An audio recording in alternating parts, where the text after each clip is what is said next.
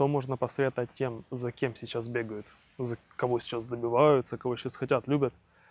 Откажитесь от этого, потому что это костыль, на котором держится ваша опора. И вам же будет лучше, если вы выстроите свою значимость на базе того, что вы самоценен.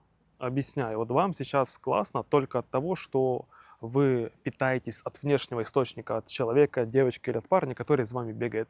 Вы думаете, я ему так интересен, поэтому я крутой, значимый, поэтому я вот такой вот тух. Не, не, так делают только слабые люди.